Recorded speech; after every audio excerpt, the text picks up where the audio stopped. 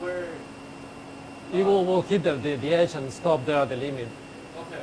Yeah. But the program will when it gets Well, the program will try to go and maybe it will stop executing because it cannot finish that move. Then you have to click stop to stop the program and click reset to reset the controller. You will see errors. If something like that happens, you will see here text. You see that 21? That's the status of this controller. You don't care about that.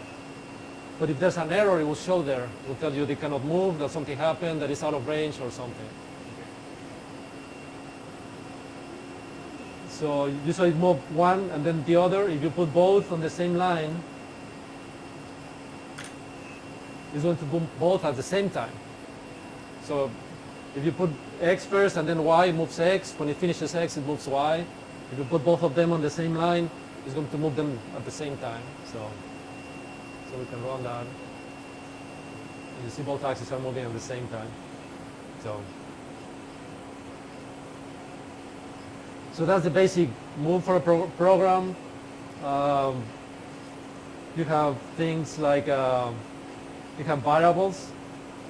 So you define them here on the top. Like say you have P. P is a variable. So you have from 1 to I think it's 5,000, something like that. The first 1,000 we're using all those P variables for our things. So we ask that you don't use them. Use anything about 1,000. So we can put here like P1000. So that's a variable. You can assign a value. Let's put this faster. And then you have control structures just like any programming language. You can do if. Let's say P1000. Oops, I missed the. It has to be in parentheses, the condition.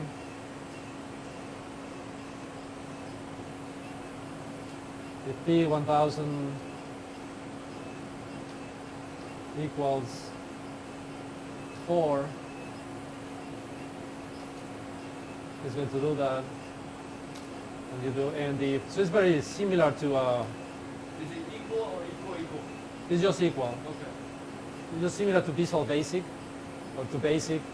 So you have a if in parentheses, P1000 equals 4, and you move. It's not going to move because P1000 is 3, is 2.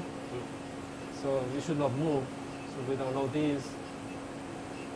And we run it. It doesn't do anything because of the if. So it's just basic programming. You have ifs, you have whiles. Oops. Wrong one. So you have put two, I don't need to demonstrate that, but you have this time is going to move. So that moves because of the, you have ifs, you have whiles. So you can put a while, and the while ends with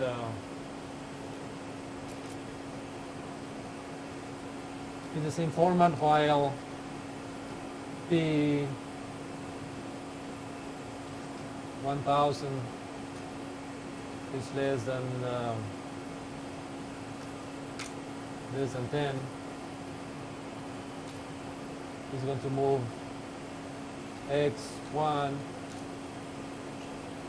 then increment this one, P1000 equals P1000 plus 1, is going to do it 10 times.